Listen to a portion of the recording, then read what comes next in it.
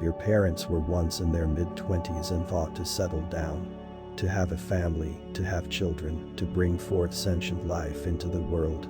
It has been a rough journey in various aspects. Approximately 20,000 people die of starvation each passing day. An estimated 840 million people suffer from hunger and malnutrition. About 40 million children are maltreated each year, and more than 100 million currently living women and girls have been subjected to genital mutilation. But somehow you are here watching this video, intact in most aspects, I hope.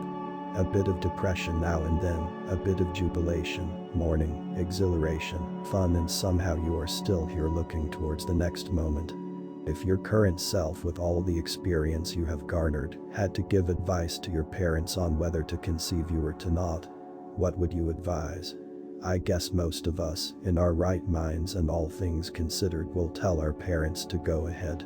Through thick and thin, somehow we believe that through the chaos, we will reap some fruit. In the Bible, Book of Matthew chapter 26 verse 39, Jesus Christ, God himself, surrendered to and acknowledged the weight that the trials of life can bear when he said, "My Father, if it is possible, may this cup be taken from me. Yet not as I will, but as you will." There is an entire philosophical concept called antinatalism. Antinatalists argue that humans should abstain from procreation because it is morally wrong. Julio Cabrera proposed a concept of negative ethics in opposition to affirmative ethics, meaning ethics that affirm being. He described procreation as manipulation and harm, a unilateral and non-consensual sending of a human being into a painful, dangerous, and morally impeding situation.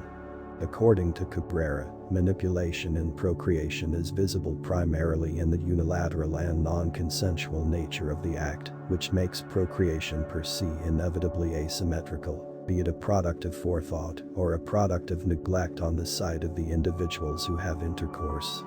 Since the world is a chaotic place full of wolves who are definitely looking to devour us, old age is coming, maybe cancer, maybe obesity, maybe diabetes. One or two things are definitely coming for us. In life there are staggering odds that stack against us.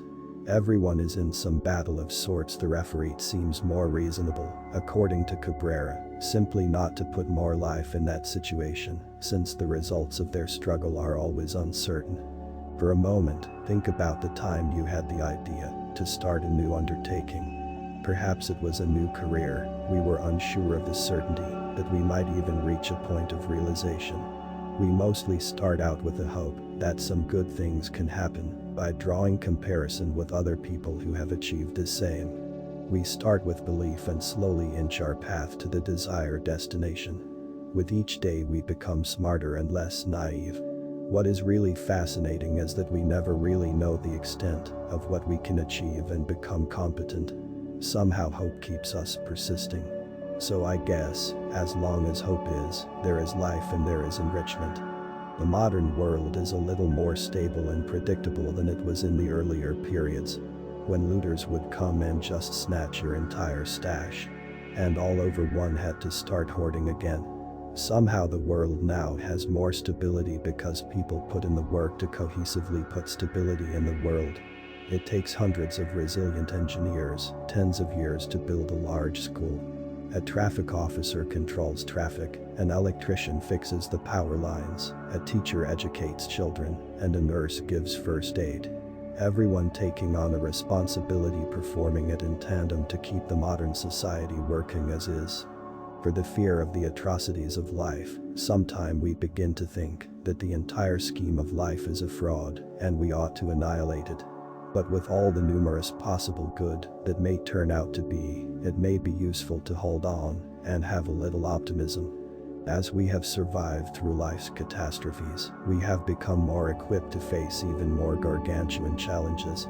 The planet might not be here for the next couple of million years, and the sole hope is on us, making life interplanetary to save our species as we know it. You come from a long line of ancestors who have survived all the ages because they are badass. And now is your time to rise and shine. Please leave a like and subscribe to encourage more of such videos.